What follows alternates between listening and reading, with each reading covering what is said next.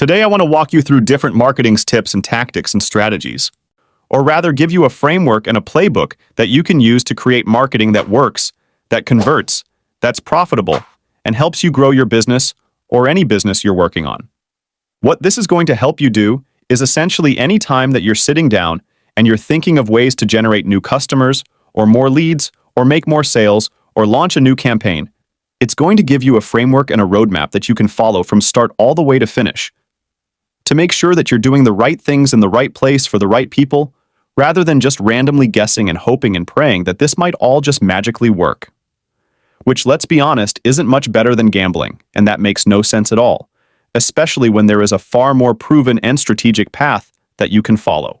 One that has been replicated thousands, if not tens of thousands, hundreds of thousands of times, both for myself and for my clients over the past 10 years, and one that I know that if you follow and you work through what I'm about to share with you, will have amazing and positive effects on your business and your marketing as well.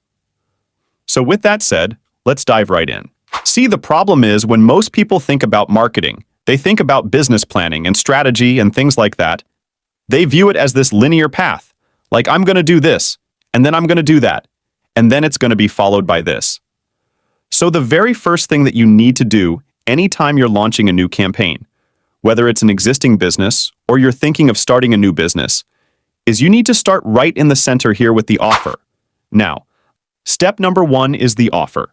Now, there's a bit of a debate in the marketing community about when it comes to starting a business, when it comes to growing an existing business, do you focus on the offer first or the target market? In other words, do you want to make something and then find people to sell it to, or do you want to find people that you can help and then make something to solve their problems? No one seems to agree on this, so I've got a solution. If you have a brand new business, you've never sold anything to anyone, you just have this idea in your mind, then typically you're better off thinking about the people that you seek to serve. Those are going to be people that you may have been one in the past, or that you resonate with, or that you're currently a member of the group. And the reason is because the better that you're able to understand your target market and their pains and problems and fears and frustrations, and all the things we're going to talk about in just a minute, the better you're going to be able to position your product or your service or your offer as the solution to their pains and problems. On the flip side, if you already have an existing business, you've been in business for any length of time, then the odds are good that you already have a number of different products or services or things that you're selling. So the key here is to be specific and strategic and selective, and make sure that you're choosing the right offer with the best margins. That is the most fun to deliver. That has the highest potential for scalability. That's easy to sort of market and clearly describe. So to recap all of that, if you've got a new product or a new offer, something you're thinking of selling, do a little bit of market research. Find the ideal segment of people that you can best serve, and then make sure that there's a match there. If you already have an existing business, the odds are good that you've been selling something. So find out what it is about that makes it unique, and then find the best people that you can continue to serve by 80-20 in your existing customers. Essentially taking a look at the top 20% of your customers. What are their commonalities, their traits? What do they sort of have in common? Where do they live? All of the things that we're going to talk about in just a second when it comes to market. All right, so that is our offer. And that's going to form the core of everything that we do from this point on. Okay, so now that you've got the offer in mind, the next thing that you need to do is move on to this section here. Goals. Now here's the deal. When it comes to setting goals for your marketing, I'm not a stickler for making sure that you set exact, specific, measurable goals, like we want to increase our cost of acquisition, or decrease our cost of acquisition by 3%, or increase our leads by 22.8%. But I do need you to have a North Star, a guiding sort of area, light to work towards, to make sure that you're going on the right path, rather than taking all of these completely irrelevant paths and ending up somewhere completely different that's not going to benefit you or your business or the people that you seek to serve. Good example here is that most business owners, most entrepreneurs, most marketers, sadly, they do marketing for the sake of marketing. They were told that, hey, we need to do some marketing. We need to make some stuff. So they make some stuff and then they put it out there. And unsurprisingly, it doesn't resonate because it's just stuff. Or they may have the wrong kind of goal, which is creating stuff for the sake of getting likes or comments or shares, rather than building a community and increasing engagement with the right kind of people that will lead to leads, that will lead to customers, that will lead to sales and revenue and actual business growth. Now, fortunately, when it comes to setting goals, the end goal is normally pretty simple.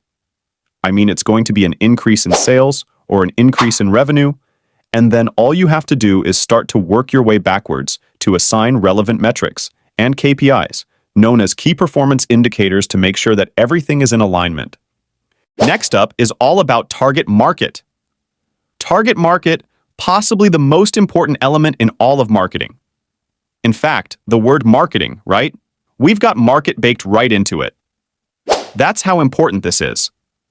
They are the core, the central component of your entire campaign. The entire structure, everything you do, is about your target market and what's in service to them. You see, the reality is that when it comes to marketing, the customer doesn't buy when they understand. They buy when they feel understood, and that's all about empathy. It's about awareness. It's about being able to put yourself in their shoes, to view things from their perspective. See, the reason that a lot of marketing doesn't work, doesn't connect with the target market, is because it's not relevant. It doesn't resonate with them. They don't understand how this would apply to them, and so they just tune it out. Good example here.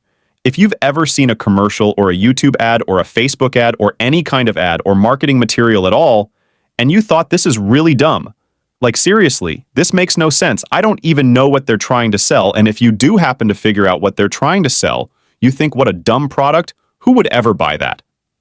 And here's the thing, the product, the service, whatever it is being sold, might not be dumb. And the ad might actually be really good. But you're not the target market. First, let's figure out your ideal target market, your ideal customer avatar, also sometimes known as an ICA. And to do that, we break it down into 3 different categories. The first of which is their demographic details. These are the stereotypical things you think of when you think of marketing and think of a target market.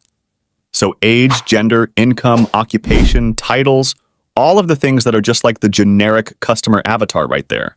Then we have geographic details. What city, state, province, country, principality, municipality, neighborhood, where do they live basically? This is incredibly important because there's going to be cultural differences between not only different countries, but also different cities, and sometimes even different neighborhoods in different cities. And then, of course, you have the mother of all the psychographic details. What are their values, their attitudes, their lifestyles, their beliefs? What organizations are they a part of? Religious affiliations, political leanings, all of that stuff. All of the things that are not polite to talk about around the dinner table, those are the things that you want to know. You want to get into their head and you want to know kind of like, what do they really think about these things that we're not supposed to talk about? Now, I'm not suggesting you make all of your ads and all of your marketing directly call this stuff out, but it still is important to keep in the back of your mind when you're creating your marketing materials. What are these people going to like? What are they not going to like? What are they going to find offensive and what is going to be polarizing, but in a good way that's going to draw them in and really reject and repel everybody else that you just don't want to deal with? After target market, well, of course, we have to drill down into those psychographic details even more. And to do that, we're going to sort of break apart their miracles and miseries. Now, miracles and miseries are things that I've coined that essentially make up the 2 different areas of your target market. Their miseries being their fears and problems and pains and frustrations and nightmares, and all the things they're trying to get away from, and their miracles being all of their wants and dreams and goals and desires and aspirations and all the things that they're trying to move towards every person, every target market. Every business has a way to appeal to someone's miseries as well as to their miracles. For your digital marketing, web development, and e-commerce needs, please visit us at www.zionike.net. Thank you for watching Zionike digital marketing videos. Please check our channel for other exciting and informative videos. Like, share, and subscribe for many more to come soon. Bye!